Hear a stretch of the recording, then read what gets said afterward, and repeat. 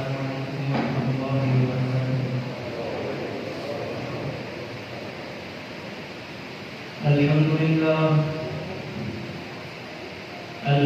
لله نحمده ونستعينه ونستغفره ونؤمن به ونتوكل عليه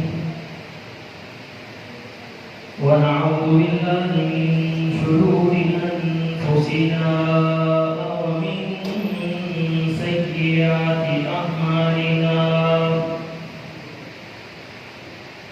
من يهده الله فلا مضل له ومن يضلل فلا هادي له. وأشهد أن لا إله إلا الله وحده لا شريك له وأشهد أن محمدا عبده ورسوله. اللهم صل على محمد وعلى آل محمد كما صليت على إبراهيم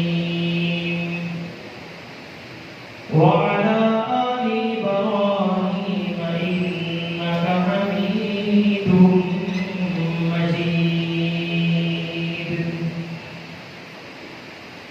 اللهم بارك على محمد وعلى آل محمد كما باركت على إبراهيم وعلى آل إبراهيم إنك حميد مجيد.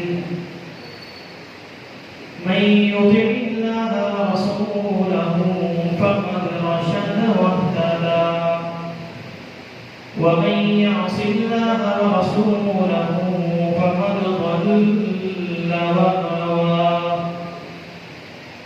سبحانك لا علم لنا إلا ما علمتنا إنك أنت العليم الحكيم. أما بعد فإن خير الحديث كتاب الله وخير الهدي هدي محمد صلى الله عليه وسلم وشر الأمور محدثاتها وكل محدثة بدعة وكل بدعة ضلالة وكل ضلالة في النار. أعوذ بالله السميع العليم من الشيطان الرجيم من همزه ونفخه ونفثه. بسم الله الرحمن الرحيم. والذين يمسكون بالكتاب وأقاموا الصلاة إنا لا نضيع أجر المصلحين. صدق الله العظيم وصدق رسوله النبي الكريم ونحن على ذلك من الشاهدين والشاكرين والحمد لله رب العالمين.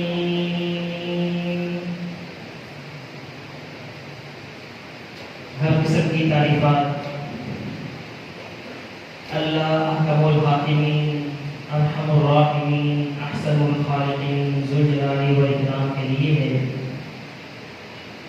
اور لاکھ ادا درود و سلام ہو امام الانبیاء والمرسلین شفیع الموحدین سید الاولین والآخرین بذات مقدسہ مطہرہ معظمہ پر۔ بھائیوں دوستوں، نہایت ہی واجب الاحترام بزرگوں اور میری پردہ نشین ماؤں بہنوں، آج 14 اگست 2020 ہماری قوم آزادی کا جشن منا رہی ہے، اور آزادی یقیناً اللہ رب العزت کی طرف سے ایک بہت ہی بڑی نعمت ہے۔ اللہ رب العزت نے بھی آزادی کو ایک عظیم نعمت قرار دیا ہے اور اغیار کی غلامی ایک عذاب ہے۔ آزادی صرف اس معنی میں نعمت ہے کہ لوگ آزادانہ اللہ رب العزت کی عبادت کر سکیں، اپنے دینی شعائر بطریق اکثر انجام دے سکیں، کوئی روک ٹوک نہ ہو، کوئی مصیبت نہ ہو، کسی قسم کی کوئی پابندی نہ ہو، کوئی رکاوٹ نہ ہو۔ اس معنی میں آزادی کے حصول کے لیے جد و جہد کرنا فرض ہے تاکہ اصل منزل تک رسائی حاصل ہو سکے، اور وہ منزل اللہ رب العزت کی توحید اور پیغمبر علیہ السلام کی سنت کی علم برداری ہے۔ بلکہ بعض قوموں کو آزادی کی نعمت سے سرفراز کرنے کے لیے اللہ رب العزت نے انبیاء کا سلسلہ جاری فرمایا۔ اللہ رب العزت نے اپنے ایک نبی موسیٰ علیہ السلام کو جب دنیا میں بھیجا، مبعوث فرمایا، تو ساتھ میں ان کی زندگی کے دو مقاصد بھی بیان فرما دیے۔ ایک مقصد تو موسیٰ نبی کا وہی مقصد تھا جو کہ ہر نبی کا مقصد ہوتا ہے، وَلَقَدْ بَعَثْنَا فِي كُلِّ أُمَّةٍ رَسُولًا أَنِ اعْبُدُوا اللَّهَ وَاجْتَنِبُوا الطَّاغُوتَ۔ ہم نے ہر نبی، ہر قوم کے اندر، ہر امت کے اندر ایک نبی بھیجا، اور اس کا مقصد کیا تھا؟ مقصد یہ ہوتا تھا کہ أَنِ اعْبُدُوا اللَّهَ، کہ وہ صرف اور صرف ایک اللہ کی عبادت کریں، وَاجْتَنِبُوا الطَّاغُوتَ، اور ہر قسم کے طاغوت کا وہ انکار کریں، اس سے اجتناب کریں۔ یہ ایک مقصد موسیٰ علیہ السلام کی بعثت کا بھی تھا، اور دوسرا مقصد یہ تھا کہ بنی اسرائیل کو فرعون کی غلامی سے، اس کے چنگل سے آزاد کروانا اور آزادی کی نعمت سے سرفراز کروانا تھا۔ چنانچہ اللہ رب العزت کی توفیق سے بنی اسرائیل کو آزادی کی نعمت ملی۔ اللہ رب العزت نے وقت کے فرعون، وقت کے طاغوت فرعون کو غلط کر دیا، تو موسیٰ علیہ السلام اپنے ان دو عظیم مقاصد کے اندر کامیاب اور سرخرو ہو گئے۔ نبی اکرم صلی اللہ علیہ وسلم جب مدینہ تشریف لائے تو آپ نے دیکھا کہ یہودی 10 محرم کا روزہ رکھتے ہیں۔ آپ نے ان سے پوچھا کہ ما ھذا الصوم الذی تصومون، یہ کیا روزہ ہے جو تم رکھتے ہو؟ تو انہوں نے کہا کہ یہ وہ دن ہے کہ آج کے دن اللہ رب العزت نے ہمارے پیغمبر موسیٰ علیہ السلام کو فرعون سے نجات دی تھی، ان کو آزادی کی نعمت ملی تھی، اور اس دن جو وقت کا طاغوت تھا، وقت کا جو کفر تھا فرعون، اللہ رب العزت نے اس سے بھی ہم کو نجات عطا فرمائی تھی۔ تو آج ہم اس نعمت کے شکرانے کے طور پر روزہ رکھتے ہیں۔ نبی اکرم صلی اللہ علیہ وسلم نے فرمایا کہ موسیٰ تو ہمارا بھائی تھا، ہم تو اس بات کے زیادہ حقدار ہیں کہ ہم روزہ رکھیں، کیونکہ یہودیوں کا موسیٰ علیہ السلام کے مدد سے، ان کے نظریے سے کیا تعلق ہو سکتا ہے؟ آپ نے فرمایا کہ یہودی تو مغروض ترین قوم ہے، یہودی تو ایسی قوم ہے، آپ نے فرمایا کہ لعن اللہ اليہود والنصارى اتخذوا قبور انبیائهم مساجدا۔ آپ نے فرمایا کہ اللہ تعالیٰ کی لعنت ہو یہود و نصارہ پر کہ انہوں نے انبیاء علیہ السلام کی قبروں کو مساجد بنا دیا۔ قبرستان کے اندر مساجد بنانا اسلام کے اندر منع ہے۔ ہر نبی کی شریعت نے اس کے اندر اس کی ممانعت ذکر کی ہے، ہر شریعت کے اندر ہمیں یہ ممانعت ملتی ہے کہ انبیاء کی قبروں کو مساجد نہ بناؤ، سجدہ گاہ نہ بناؤ۔ آپ نے فرمایا کہ یہ ایسی مرغوب ترین قوم ہے جنہوں نے انبیاء کی قبروں کو مساجد بنا دیا، اور آپ صلی اللہ علیہ وسلم نے ان یہودیوں کے ساتھ نفرت کا اس قدر اظہار فرمایا۔ آپ نے فرمایا کہ جب ایک طریقے سے تم جا رہے ہو، ایک رستے سے تم جا رہے ہو، سامنے سے یہودی آ جائے تو تم اس کے لیے رستہ ترک کرو، اس کو گزرنے میں تم رکاوٹ ڈالو، تاکہ اس کے سامنے یہ بات واضح ہو جائے، ظاہر ہو جائے کہ مسلمان ہم سے کتنی نفرت کرتے ہیں۔ آپ صلی اللہ علیہ وسلم نے ہمیں اس عمل کی طرف ہماری رہنمائی فرمائیے کہ تمہارا عمل، تمہارا کردار سے اس سے یہ چیز ظاہر ہونی چاہیے کہ تمہارے اندر کتنی نفرت ہے یہودیوں کے بارے میں۔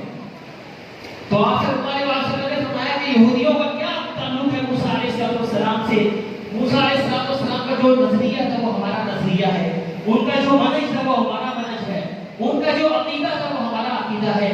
یہ تو ان کے رستے سے بھٹکے ہوئے ہیں، ان کا کوئی تعلق ہی نہیں ہے۔ آپ صلی اللہ علیہ وسلم نے 10 محرم کا روزہ رکھا۔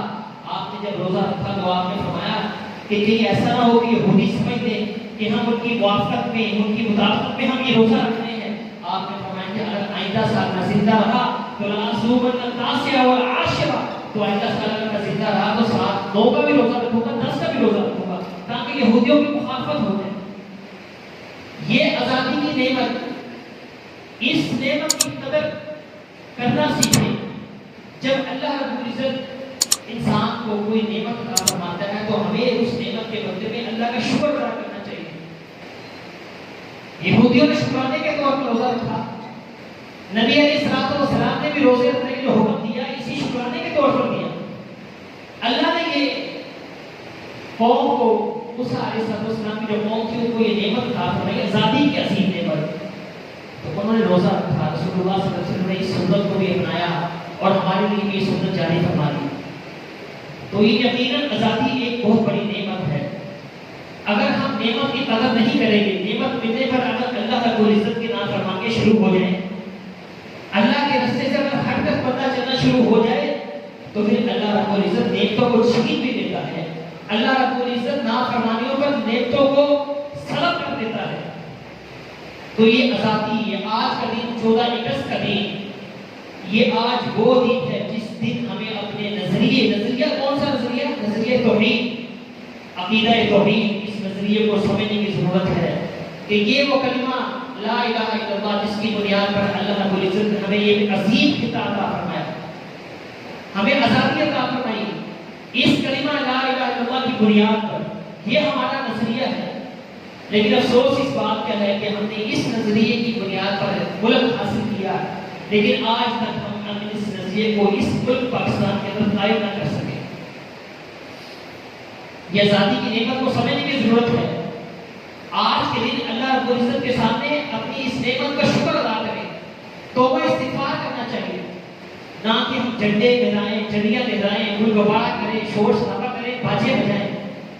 یہ ایسے اعمال ہیں کہ ہمیں ڈر ہے کہ اللہ رب العزت ہمارے اس پرامن خطے سے امن کو نہ اٹھا لے، اللہ کہیں ہمارے اوپر خوف مسلط نہ کر دے۔ اللہ رب العزت کا فرمان ہے، اللہ فرماتا ہے لوگوں ایک حق میرا ہے اور باقی تمہارے حق ہیں۔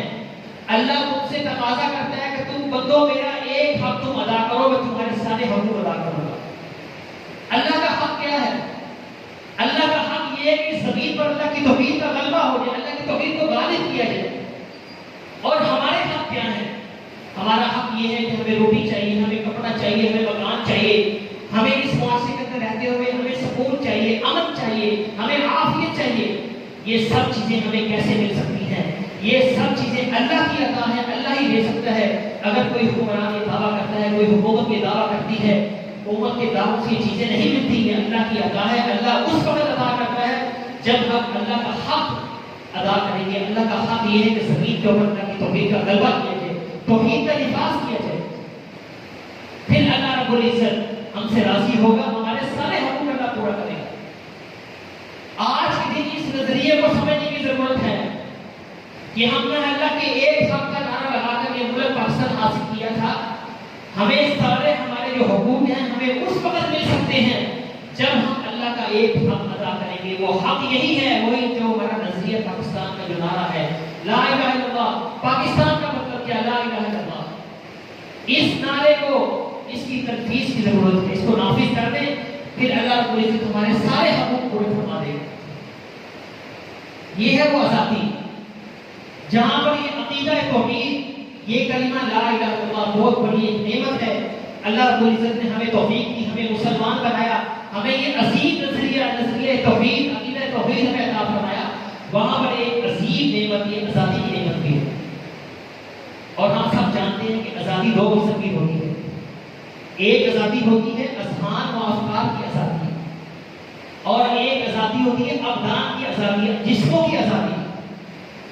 اگر ہم شرعی نصوص کا مطالعہ کریں تو اصل آزادی وہ آزادی قرار دی گئی ہے جس میں ہمیں اذہان و افکار کی آزادی حاصل ہو، ہمارے ذہن، ہمارا فکر، ہمارا عقیدہ سالم ہو، پاک صاف ہو۔ جس آزادی کے اندر ہمیں ایمان کی سلامتی ہے، عمل کی سلامتی، ان تمام سلامتیوں کے سارے مواقع موجود ہوں، وہ ہے حقیقی آزادی۔ جس آزادی میں فقط خالق کائنات اللہ رب العزت کی غلامی ہو، باقی ہر قسم کا جو بندھن ہے اور ہر قسم کا جو دوک ہے وہ توڑ دیا جائے، یہ ہے اصل آزادی۔ ایسی آزادی کوئی آزادی نہیں ہے، حقیقی آزادی وہ نہیں ہے کہ جس میں ہم غلام ہوں، ذہنی غلام ہوں، ہر قسم کے توق کے اندر، ہر قسم کی زنجیروں کے اندر ہم جکڑے ہوئے ہوں۔ یہ آج کے دن یہ سمجھنے کی ضرورت ہے کہ ہم نے کون سی حقیقی آزادی حاصل کی ہے۔ کیا ہم نے اپنے ابدان آزاد کروائے، یا ہم فکری طور پر، نفسیاتی طور پر ہم آزاد ہوئے؟ اور پاکستان ایک ایسی مملکت ہے جو کہ نفسیاتی مملکت ہے، اور ہم سب جانتے ہیں کہ اس کائنات کے اندر، اس زمین کے اوپر دو ہی نفسیاتی مملکتیں ہیں، ایک مدینہ منورہ اور دوسری پاکستان، جو صرف ایک ہی نظریہ توحید کلمہ لا الہ الا اللہ کی بنیاد پر قائم ہو، اور اسی بنیاد پر ہم اپنے اس ملک پاکستان سے محبت کرتے ہیں، کیونکہ یہ ایک نظریاتی ریاست ہے۔ اور جس وقت یہ پاکستان کی تحریک شروع ہوئی تھی، ہم نے سنا، ہم نے پڑھا کہ اس وقت ہر شخص، بچہ کیا، بوڑھا کیا، مرد کیا، عورت کیا، ہر ایک کی زبان پر یہی کلمہ جاری رہتا تھا کہ پاکستان کا مطلب کیا، لا الہ الا اللہ۔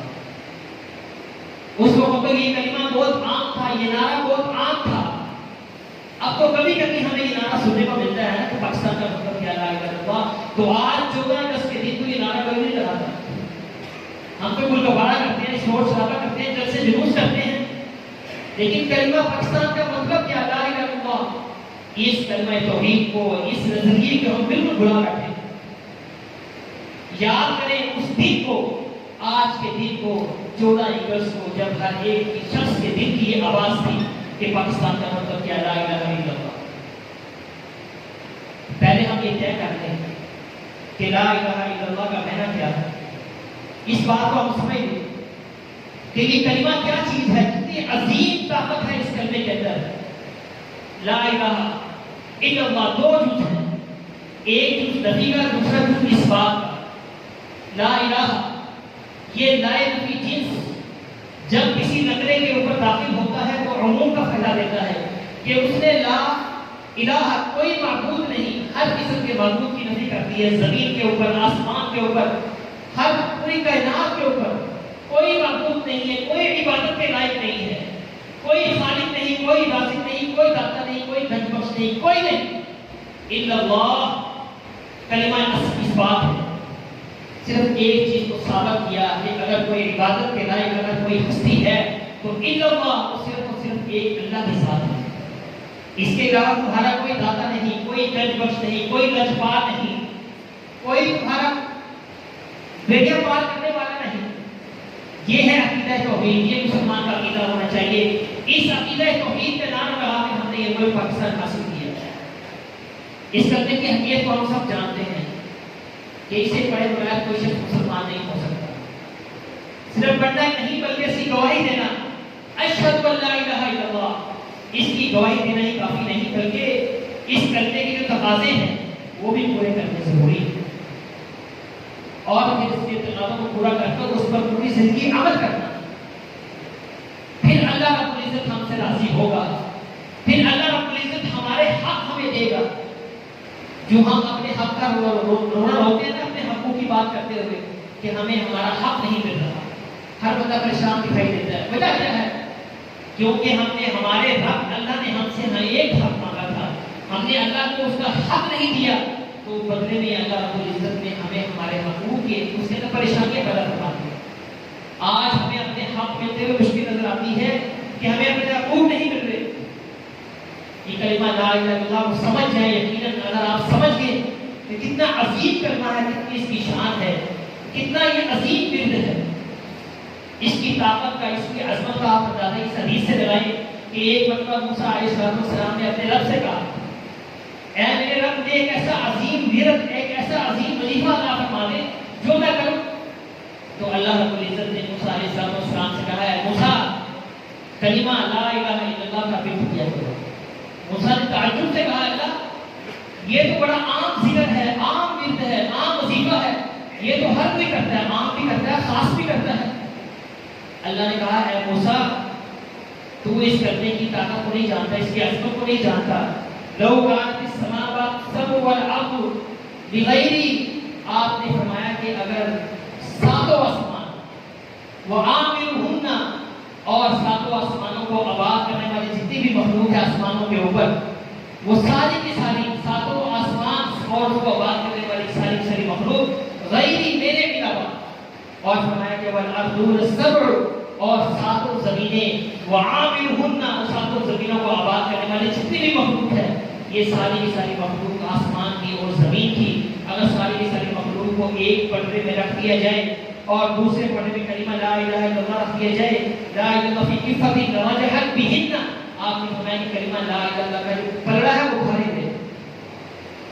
آپ اندازہ کریں ایک پردے کے اندر ساتوں آسمان اور آسمانوں کو آباد کرنے والے جتنی بھی مخلوق ہے اللہ کے علاوہ، اور ساتوں زمینیں اور اس زمین کو آباد کرنے والی جتنی بھی مخلوق ہے، ساری کی ساری ایک پردے میں رکھ دی جائیں، پھر بھی کلمہ لا الہ الا اللہ جو پردہ ہے وہ بھاری دے.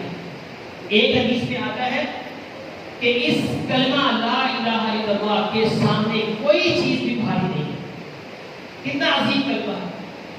اس حدیث سے ہمارے سامنے ایک یہ مسئلہ بھی ہمیں سمجھ میں آتا ہے کہ اللہ رب العزت نے فرمایا ہے کہ غیری، جب آسمانوں کا ذکر کیا تو آپ نے فرمایا کہ غیری میرے علاوہ، کہ آسمانوں کی ساری مخلوق میرے علاوہ.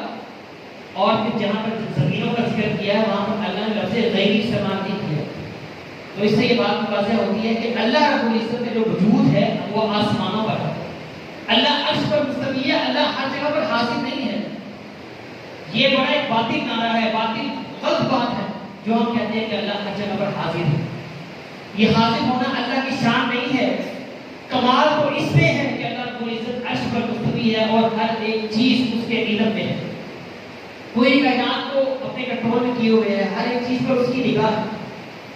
حاضر ہونا ایک مخلوق کے لیے ہوتا ہے، اس میں کمال نہیں ہے، اس میں عجز ہے، اس میں تکسر ہے. اللہ رب العزت کو تکبر اس کی شان ہے. حاضر ہونا ہے. غلام اپنے آقا کے سامنے کہتا ہے کہ میں حاضر ہوں آقا. ایک شاگرد اپنے استاد کے سامنے حاضر ہو کر کہتا ہے کہ حاضر یا استاد. یہ حاضر ہونا، ہر جگہ پر حاضر ہونا، یہ مخلوق کی شان ہے، اللہ خالق کی شان نہیں. اللہ فرماتا ہے لوگوں تم میرا حق ادا کرو. آج 14 اگست کے دن ہمیں اسی کلمہ توحید لا الہ الا اللہ کی شان اور صفت کو سمجھنا چاہیے کہ کیا میرا عقیدہ اس نظریے کی بنیاد پر ٹھیک ہے؟ کیا میرے عقیدے کے اندر کسی قسم کی کوئی لفظ تو نہیں، کوئی خرابی تو نہیں پیدا ہو گئی؟ آج کا دن یہ وہ دن ہے کہ جب ہم اپنے بڑوں کی دین میں قربانیوں کو یاد کریں کہ انہوں نے کتنی عظیم اس اسلام کے نام پر، اس پاکستان کے نام پر دین پیش کی تھی. اس قربانیوں کا تذکرہ کرنے کی ضرورت ہے کہ ہمارے بڑے جو غلامی کی زندگی بسر کر رہے تھے انہوں نے اس کلمے کی بنیاد پر جو آزادی حاصل کی اور پھر ان کو آزادی حاصل ہوئی.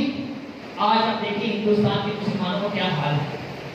جو آدھے مسلمان ہیں آدھے ہندو ہیں، اور توحید کی غیرت، اسلام کی غیرت ان کے اندر سے بڑھ چکی ہے. بیوی اگر مسلمان ہے تو شوہر ہندو ہے، شوہر اگر مسلمان ہے تو بیوی ہندو ہے. یہ ہندوستان کے مسلمانوں کا یہ حال ہے. اسلام کی غیرت بڑھ چکی، توحید کی غیرت بڑھ چکی. آج اگر توحید کی غیرت، اسلام کی غیرت اگر ہمیں ملتی ہے تو ہمارے پاکستانیوں کے اندر ملتی ہے. یہ اس پاکستان کی دھرتی جو کلمہ ہمارے بڑوں نے قربانیاں دے کر حاصل کی، یہ ساری اس کی برکات ہے کہ آج ہمارے اندر یہ سب غیرتیں موجود ہیں. ایمانی غیرت بھی موجود ہے، توحید کی غیرت بھی موجود ہے. الحمدللہ ہم آج پکے اور سچے مسلمان ہیں. تو اس معنی کے اندر ہمیں آزادی کی قدر کرنی چاہیے اور یہ نظریہ توحید اس کی احیاء کی ضرورت ہے. اس پر غور و فکر کرنے کی ضرورت ہے کہ میں اپنے اس نظریے کے اوپر کتنا بات کروں. ہماری حکومتیں تو یہ نظریہ قائم نہیں کر سکی، لیکن کیا میں نے اپنے وجود کے اوپر یہ نظریہ قائم کر دیا، اپنے گھر کے اوپر یہ نظریہ قائم کر دیا؟ سارے کام حکومتوں کے نہیں ہوتے، خود ہمارے اوپر ذمہ داریاں عائد ہوتی ہیں. آج یہ تجدید عہد کا دن ہے کہ اس عہد کو آپ یاد کریں، اپنے نظریے کو، اس کلمہ توحید کو سمجھیں، اپنے عقیدہ کو مستحکم کریں اور اس کے تنفیذ کے لیے خود پر اور اپنے گھر والوں پر، اپنے علاقے پر کوشش کریں کہ کلمہ کم از کم ہمارے گرد و نواح کے اندر یہ کلمہ توحید لا الہ الا اللہ کا تنفیذ ہو جائے، نافذ ہو جائے، اور یہ تمام چیزیں جو ہمیں حاصل ہوں گی محنت سے حاصل ہوں گی۔ یہ غلبہ توحید کوشش کرنا ایک مسلسل عمل کا نام ہے، یہ صرف چند دن کا کام نہیں کہ انسان چند دن محنت کرے ہوئے چیز کو حاصل ہو جائے، ایسا نہیں ہو سکتا۔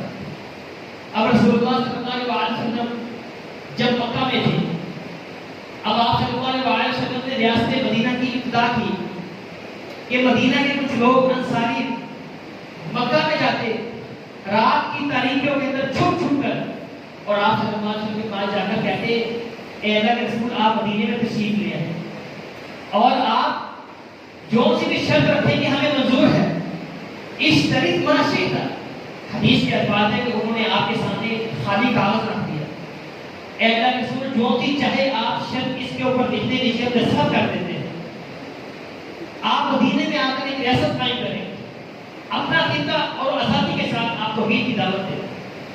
اب رسول اللہ صلی اللہ علیہ وسلم نے فرمایا کہ اشترط ربی ان تعبدوه ولا تشركوا به شيئا، آپ نے فرمایا کہ میری شرط اپنی ذات کے لیے نہیں ہے، میں جو شرط لگاتا ہوں صرف اور صرف وہ شرط اپنے رب کے لیے لگا رہا ہوں کہ ان تعبدوه ولا تشركوا به شيئا، کہ تم صرف اور صرف ایک اللہ کی عبادت کرو اور اس کے ساتھ کسی کو شریک مت ٹھہراؤ۔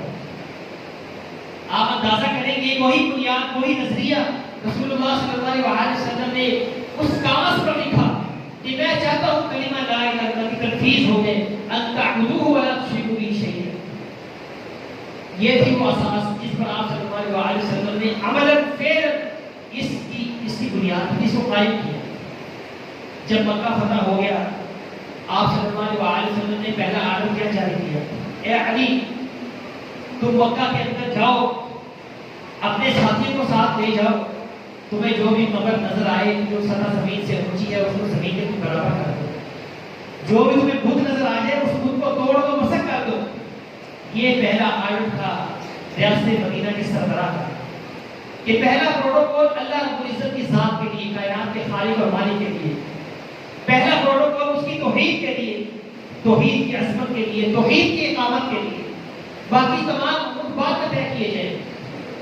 آپ صلی اللہ علیہ وسلم نے یہ طرز عمل ہمارے سامنے واضح کر دیا کہ تم نے اگر کوئی ریاست قائم کرنی ہے، تمہیں اگر آزادی اگر تمہیں مطلوب ہے تو اس نظریے کی بنیاد پر تمہیں آزادی حاصل کرنی ہے، اور آپ صلی اللہ علیہ وسلم نے ہمیں عمل کر کے دکھا دیا کہ نعمت ملی آزادی کی، کوئی خطہ میں مل گیا تو اس پر سب سے پہلے جو حق ہے وہ اللہ رب العزت کا حق ہے، سب سے پہلے جو آرڈر جاری کرنا ہے، سب سے پہلے جو ہمیں پروٹوکول دینا ہے وہ اللہ رب العزت کی ذات کو دینا ہے، اس کی توحید کو دینا ہے، اس عقیدہ توحید کو دینا ہے، اس نظریے لا الہ الا اللہ اس کو دینا ہے، سب سے زیادہ اہمیت اس نعرے کو دیں۔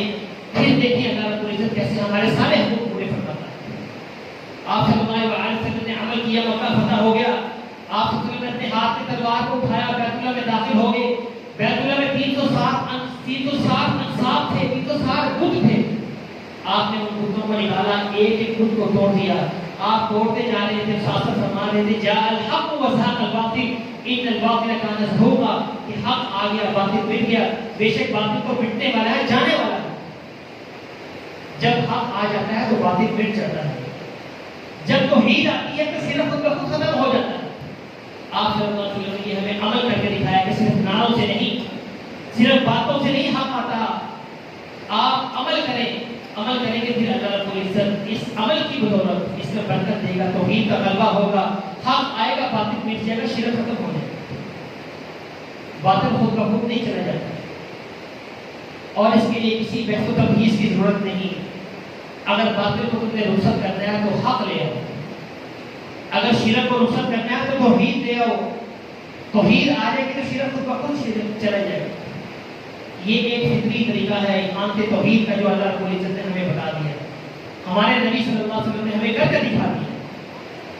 اور اس سے پہلے کیا عالم تھا مکہ کا کہ جب اللہ کے رسول صلی اللہ علیہ وسلم کو مکہ کی بادشاہت پیش کی گئی، کہ آپ مکہ کے بادشاہ قبول کر لیں، لیکن آپ یہ والا کام چھوڑ دیں۔ کون سا کام؟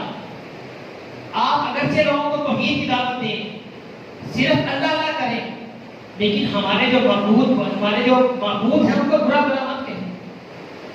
اب اس کام کے لیے رسول اللہ صلی اللہ علیہ وسلم کو بادشاہت پیش کی گئی۔ آپ کو دولت چاہیے، دولت مل جائے گی۔ آپ کو اگر خوبصورت نگاہ چاہیے تو وہ بھی آپ کی خدمت پیش کر دیتے ہیں۔ آپ ہمارے معبودوں کو برا بلا مت کہیں۔ آپ صلی اللہ علیہ وسلم نے حکومت کو ٹھکرا دیا، دولت کو ٹھکرا دیا، آپ صلی اللہ علیہ وسلم نے ہر ایک چیز کو ٹھکرا دیا، لیکن عقیدہ توحید پر آپ نے سمجھوتا نہیں کیا۔ آپ صلی اللہ علیہ وسلم نے ہمیں بتا دیا کہ توحید اگر نافذ ہوگی، اس وجہ سے نافذ ہوگی کہ توحید کی دعوت بھی دے، سیاست معبود کا انکار بھی کرے۔ جو معبود ہے ان کو برا بلا ان کا انکار کرنا بھی ضروری ہے کہ فلاں چیز غلط ہے، جب تک غلط کی نشاندہی نہیں کریں گے حق واضح نہیں ہوگا۔ یہ طریقہ، یہ منہج ہمارے نبی صلی اللہ علیہ وسلم نے ہمیں کر کے دکھا دیا۔ ہمارے بڑوں میں جو اتنی قربانیاں تھیں کس بنیاد پر دی؟ اسی نظریے کی بنیاد پر دی کہ انہوں نے کوئی سمجھوتا نہیں کیا تھا ہندوؤں کے ساتھ کہ کچھ دے دو کچھ دے دو، اس سے ہم معاملہ طے کر دیتے ہیں۔ نہیں، انہوں نے قربانیاں دی، لاکھوں کروڑوں لوگ شہید ہوئے، کتنی ہماری ماں بہنوں نے اپنی قسطوں کو تباہ کروایا۔ اصل کامیابی یہی ہے کہ انسان اپنے نظریے سے، عقیدہ توحید سے سمجھوتا نہ کرے، اگرچہ تمہارے ساتھ جماعت ملتی ہے نہ ملے، کوئی فرق ملتا ہے نہ ملے۔ رسول اللہ صلی اللہ علیہ وسلم فرماتے ہیں کہ اللہ رب العزت نے مجھے میدان محشر دکھایا، تو میں نے میدان محشر میں دیکھا کہ انبیاء کی جماعتوں کو دیکھا۔ میں نے دیکھا کہ کوئی انبیاء، کوئی نبی کھڑا ہے، ساتھ اس کی امت ہے، کوئی 100 افراد ہیں، کسی نبی کے ساتھ 50 افراد ہیں، کسی نبی کے ساتھ 20 افراد ہیں، اور میں نے ایسے نبی بھی دیکھے جن کے ساتھ 2 فرد تھے، اور میں نے ایسے نبی بھی دیکھے جن کے ساتھ ایک مرد تھا، ایک، اور میں نے ایسا نبی بھی دیکھا کہ جس کے ساتھ کوئی ایک شخص بھی نہیں تھا۔ کیا یہ تمام انبیاء ناکام تھے؟ اعوذ باللہ، کامیاب تھے۔ کہ یہی کامیابی ہے کہ یہ تمام انبیاء توحید کی ڈٹے رہے، کوئی سمجھوتا نہیں کیا، کوئی انہوں نے کچھ لوگوں کی پولیس کی اختیار نہیں کی جیسے ہم لوگ آج کرتے ہیں کہ کچھ دے دو معاملہ ایسے ہم تفصیل سے حل کر لیتے ہیں، تم نے بھی زندہ رہنا ہے، ہم نے بھی زندہ رہنا ہے، ہم نے ایک معاشرے کے اندر رہنا نہیں۔ یہ تمام انبیاء نے ڈٹ کر توحید کا غلبے کی کوشش کی، اگرچہ جو لوگوں کے ساتھ نہیں ملے، تنہا دنیا سے فرصت ہو گئے، تنہا، اور کامیاب فرصت ہو گئے۔ نبی صلی اللہ علیہ وسلم نے بھی یہ فعل کر کے دکھا دیا، عمل کر کے دکھایا کہ تم نے بھی توحید کا نفاذ کرنا تو اس طریقے سے کرنا۔ آج کا دن ہمیں یہ دعوت دیتا ہے کہ ہم نے جس نظریے کلمہ توحید کی بنیاد پر یہ ملک پاکستان حاصل کیا، آج اس کی اقامت کا دن ہے، اس کی تنفیذ کا دن ہے، اس کو نافذ کریں۔ کم از کم اپنے اوپر تو نافذ کریں، اپنے گھر والوں کے اوپر تو نافذ کریں، ان کو سمجھائیں کہ بھائی یہ کلمہ، اپنے بچوں کو سمجھائیں یہ کلمہ لا الہ الا اللہ کیا ہے، اس کی حقیقت کیا ہے، اس کی کتنی شان ہے، کتنا اس کا مرتبہ ہے۔ یہ ایسا عظیم کلمہ ہے کہ جو نبی اکرم صلی اللہ علیہ وسلم فرماتے ہیں جس شخص کے موت کے وقت اس کی زبان پر کلمہ لا الہ الا اللہ جاری ہو گیا وہ شخص جنت میں چلا جائے گا۔ آپ اس کلمے کی طاقت کا اندازہ کریں، اس کلمے کی طاقت کا اندازہ اس بات سے بھی ہو سکتا ہے، یہ ہمارا ملک اس کی زندہ مثال ہے۔ ہمارے بڑوں نے اس کلمے کو نعرہ بنیاد بنایا، اور آج اللہ رب العزت نے ہمیں یہ عظیم کتاب عطا فرما دیا، اس کلمے کی طاقت کی بنیاد۔ اور سب سے افضل ترین جو ذکر قرار دیا، افضل ذکر لا الہ الا اللہ، یہ جو ہمارا نظریہ کلمہ ہے لا الہ الا اللہ، یہ سب سے افضل ترین ذکر ہے، یہ کلمہ سب سے افضل ترین ذکر ہے، اور اس کلمے کے سامنے پوری کائنات بھی ہلکی ہے۔ اور یہ نظریہ توحید جس شخص نے اس کو اپنا لیا، اس کے مطابق اپنا عمل کر دیا، اس کو سمجھ لیا، اس کے مطابق اپنا عقیدہ بنا لیا، یقیناً وہ شخص دنیا کے اندر بھی کامیاب ہے، آخرت میں بھی کامیاب ہے، اور اس نے صحیح معنوں میں اللہ کا حق ادا کر دیا۔ جو جس نے اس نظریے کو سمجھ لیا، آج کے دن اس نظریے کو سمجھیں اور اپنے عقیدوں کو اس عقیدے، اس کلمہ توحید کے مطابق بنا دیں۔ کلمہ لا الہ الا اللہ تمام معبودوں کی بات، تمام جو معبود ہیں جو ہم نے دنیا میں بنائے ہوئے ان کا انکار کرتے ہیں، ان کو چھوڑ دیں، اکیلے ایک اللہ کو خالق اور مالک اور رازق مان لیں، اس کی کشا مان لیں، دیکھیں اللہ رب العزت کیسے ہمارے حقوق ہمیں عطا فرماتا ہے۔ ہمارے تمام مسائل کا حل اسی عقیدے کے اندر مسبت ہے، چھپا ہوا ہے۔